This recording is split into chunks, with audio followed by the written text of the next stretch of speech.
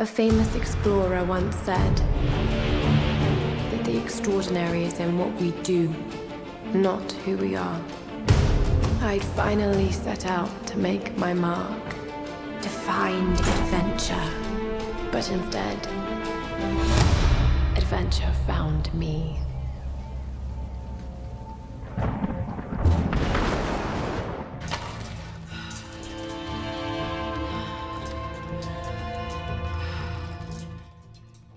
Adventure, a word that sparked a million stories from childhood to adulthood.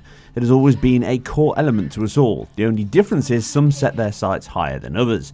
Indiana Jones single-handedly made archaeology both relevant and interesting in the 80s and was one of my strongest child favourites. Although we had many attempts on PC, computer and console to capture the thrill of his many escapades, aside the simply glorious point-and-click Lucasfilm titles, none captured the adrenaline rush and thrill of the chase quite as much as the first inspired heroine with the UK's own treasure seeker Lara Croft. Core Design created a pop icon with her unique look, dual-wielding combat and full 3D exploration on the Sega Saturn and quickly after the PlayStation and PC. Since the mid-90s we have enjoyed and endured many tales covering as many decades of our beloved Oxford grave robber. Change is as good as a rest, and the 2013 reboot introduced us to Lara's origin tale for a second time, striking a chord with its audience and gave Crystal Dynamics a huge hit and foundation to build upon. This was followed up with the limited exclusive Rise in 2015, which significantly improved the visual quality and size with a swashbuckling new exploit that excelled as much in the technical showcase it became. I covered no less than 7 versions of this very game, showing Lara is not afraid to travel. Here we have the closing episode of this origin with yet further changes as the gauntlet is passed to Eidos Montreal, last seen with its Deus Ex Mankind Divided title. We replace augments with artifacts this time around as Lara takes on a new challenge and landscape that is by far her biggest and most stimulating yet. Join me as I wipe away the veil that covers just how the engine has changed, what improvements you can expect, and if 3 really is the magic number. Lara may live in the shadows, but today we are turning the spotlight on just what she packs in those adventure-bound travel bags.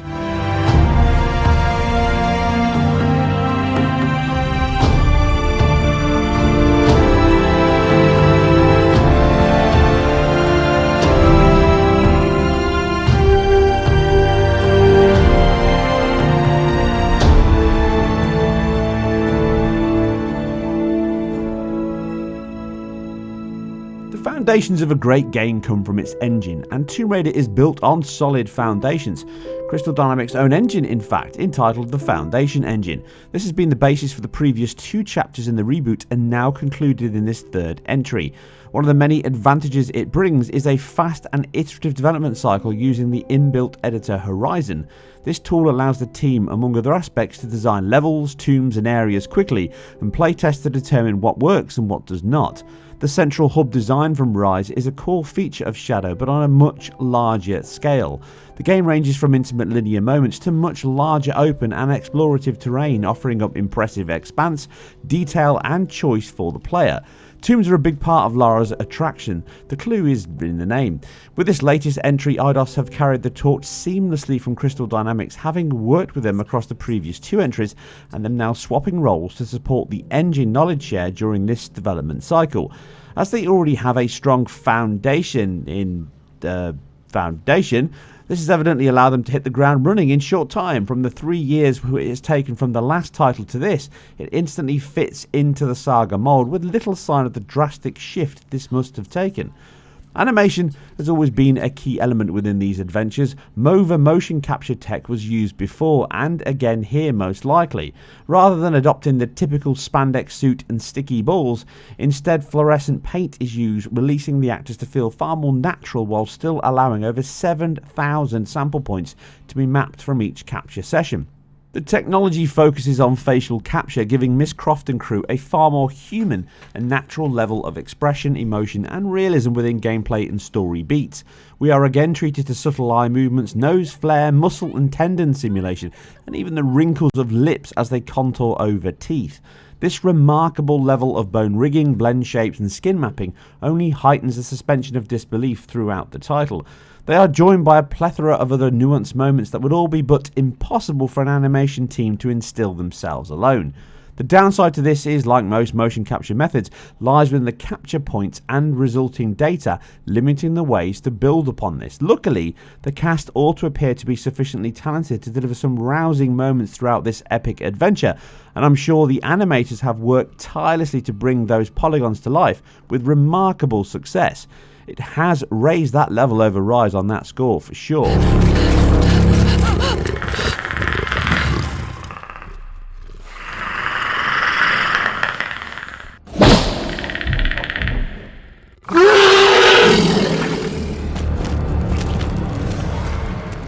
You will of course experience a mix that hits some emotional highs and lows, along with an equal mixture of success and failure.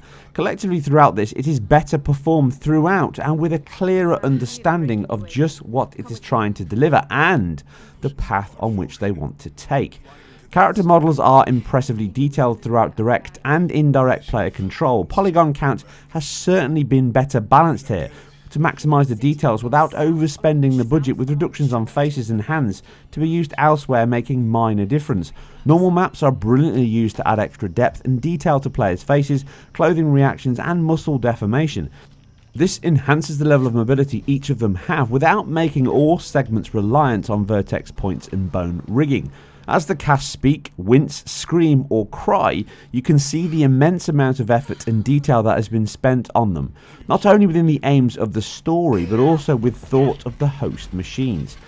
Procedural animation has been used again, with the archaic cloth physics and soft body physics allowing Lara to run, slide, fall and wade through this vast terrain with a fluid grace. The same balance of blending and gameplay designs does highlight some obvious warping moments or misalignment from time to time.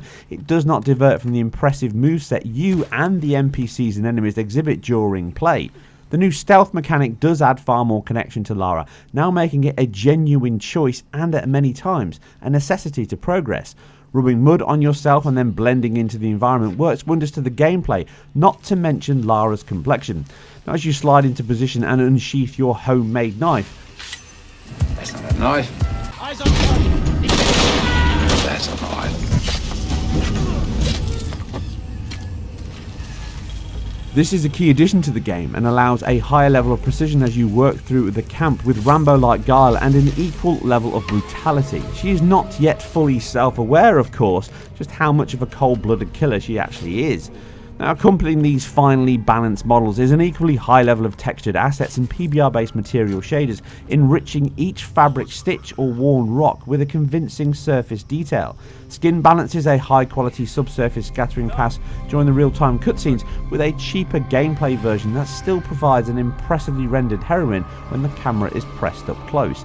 The main model of Lara sports a wealth of dynamic decal elements that are likely stored in memory and then blended between vertex mesh data in real time using the collision system. Dirt, water, blood, sweat and even mud now all form the cascade of legacy her adventure leaves behind. Pull yourself free from a swim and your clothes will be wet. Wring out your hair with an added specular highlight on your skin, which slowly fades over time. Equally, rolling around the mud will splatter her arms and face like a visit to the local spa. This dynamic mechanic is not only part of your new stealth skills, but also grounds the model and your actions far more within the world itself.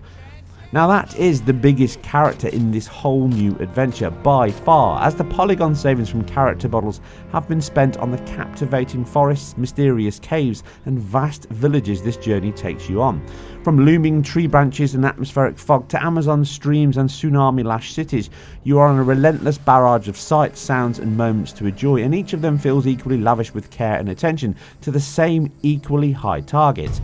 Adding to this sense of weight and believability is the physical interaction within the world. Swimming through streams and pushing past lily pads or walking through branches and vines, everything reacts and collides organically with the meshes and the character models throughout the world, and it's a great addition to the title's believability and the grounded feel of everything in the game.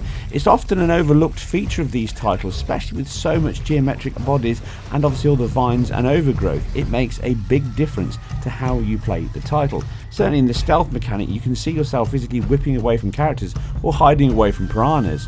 Expanding on the snow system in Rise, we now have a fully hardware-based adaptive mud system that tessellates with your movements, leaving a groove where you've been. Various levels of mud exist, from shallow footprints to knee-deep marshes. That memory limit is kept low here, as your trail restores behind you the more you walk. Even so, it is a great addition and feels much better placed here, with it not being overused and enhancing the exploration and adventure. Backing this up is the excellent use of POM at various sections of the game across both versions, showing that many elements we saw from the enriched release on Rise are now present across the board, and that they've balanced and used those techniques much better here in the second run. Self-shadowing and depth aids the impressive vistas on show, with each new tomb found or stream feeling like a genuine adventure. The environmental construction does not end here though. Screen space reflections back up your common or garden cube maps, with large pools of water both above and below being obvious signs, but they're not the only place you can see them, with much denser areas able to simulate global illumination dynamically, using the SSR technique to reflect the surrounding colour back at the player across walls and ceilings, which you can see on the edge of the screen here as the camera moves. Mixing the lighting probes with viewport dependent solutions like this does add a great deal of load to the GPU mind, which is worth it for the elegant results they provide, but it can sometimes cause slightly more tearing and dips, but only very minor when you're admiring all this beauty on offer. Screen space ambient occlusion is another effect that adds contrast shadows to edges or objects, enhancing the look of many areas, and in some places this is actually absent from view, as is obviously the sacrifices on the triangles normally accompanying this. But by and large though, it is ever present and a welcome box in the post effects bag. Light scattering with colour bleed is factored in, and many of the most vivid areas mix up these elements with high geometric construction, which at times can look almost photorealistic. This is a good time to whack out the photo mode in the game. Yes, the Lara's on an adventure, but this is the modern day. You've still always got time to grab a quick cheeky smiley and a selfie and stick it on the internet. You can do that now with the photo mode included from day one in the game, and with all the effects, filters and borders you can add, you really can generate some impressive results here. And there's even a competition for the best uploaded snapshot, so when you get the game, certainly take a look. There's great vistas and views here to get a great selfie from as Lara pouts for the camera. But it's an impressive use of the engine as well to get a good idea of the detail on the character models and the environments. This section here in a closed off room, showing caustic reflections, volumetric light bounce, and all the animated sections and textures bouncing on the area and Lara's skin, looking both soft with translucency and that subsurface scattering, and the dimples and the pores in the skin, which you can see as you go very close up. All of these areas look beautiful, and the post-processing suite just adds to that. There's that beautiful per object motion blur, velocity based, adding a sense of fluidity, 30 FPS and even the 60 FPS option. It is still there and very welcome for it. It's complemented with a confusion zone bokeh across the title. And this depth of field is vertex and not pixel shader, so it's cheaper on the GPU while still looking as good and as elegant. Again, this is a refinement and a balancing of each of the areas rather than just whacking out and turning up the dials to 11. They also balance this even more by using a cheaper Gaussian blur at times, but it looks great, certainly in the photo mode and in the cutscenes and at points in the gameplay. It must also be noted that the underwater sections are some of the best I've ever seen in a game, really wanting you to dive in quite literally and explore them. Vast open areas, beautiful areas to explore, lighting beaming through the top, these little pockets of air which you can just catch a breath and continue, prolong these sections far more than you would expect, and they really highlight and raise the game's profile, having all these sections that feel very different to the ones above. But this section of the lighting highlights just how beautiful the whole game is. The translucency of the water, the refraction and the reflectance, it all looks elegant here, and it really highlights the fact that you can still get some beautiful effects with these old-fashioned raster styles. Ray traced it may not be, but rapturous it sure is.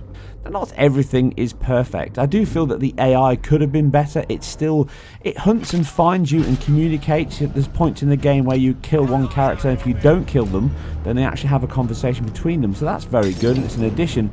But they still, their cone of sight and their field of view is still pretty poor, and they tend to either see you or not. And I don't like that binary level of reaction and searching. When they do get into combat though, again, they're also not that intelligent, and even though you've got multiple options to change the puzzles and the action itself and the exploration to different levels of difficulty, which is a nice touch. In fact, options in this game are incredibly good.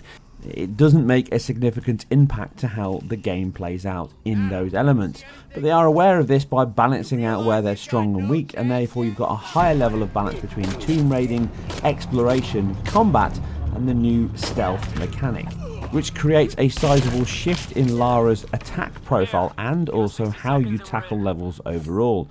Sound is double-edged. There wasn't enough music, there wasn't enough soundtracks for me to really get into it. It's not as much as the other titles, but the sound effects, the mixing and the production is sky high. All the ambient sounds from the forest, the Amazon rainforest, the shouts, the screams, the echo and the reverb, all add and allow you to place enemies in gunshots while wearing a good set of earphones or a decent surround sound system. Sound never gets the care and love it deserves, and this title really raises the bar again in that field. It really is a high level of production, and it adds a lot to the buzz, the feel and the excitement of combat and those quieter moments. Fine.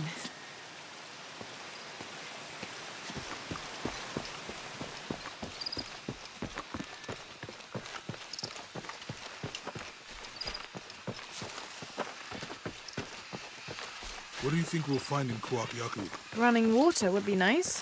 I think at this point, I'd settle for no jaguars.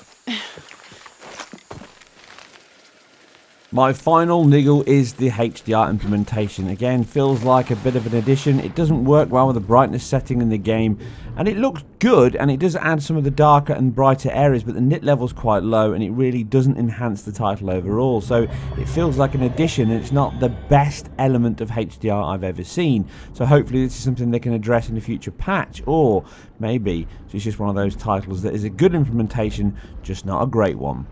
Overall, if you are interested in playing more Tomb Raider, then I can highly recommend this as the very best Tomb Raider title of the three. It's got the best balance between the old school titles and the new ones by not swamping you with some awkward levels of combat and giving you a nice, slow and decent paced adventure that really wraps up the story. And even though Lara can be quite frustrating throughout all of the titles and quite self-centered, it all kind of makes sense when you understand the point where she's coming from, and this title explains it very well. It's a technical showcase on the S and the X, even though that is enhanced, improved with better visual fidelity, resolution and frame rate. It's still the same game underneath with a slightly better complexion. If you want to know more about the technical aspect and the performance, check out my performance video, and if you want to know more about the game as a whole, please check out Namtox's review, link below and on screen. Remember, you can help by sharing, liking and talking about this title below and anywhere else, as I'm completely self-funded and independent, and I need all the help I can get. Thank you Square Enix for giving me the review copy here to cover this title before launch. Lara's biggest adventure yet may just be her last. I'll catch you on the next one. What a waste for you to be put under the water.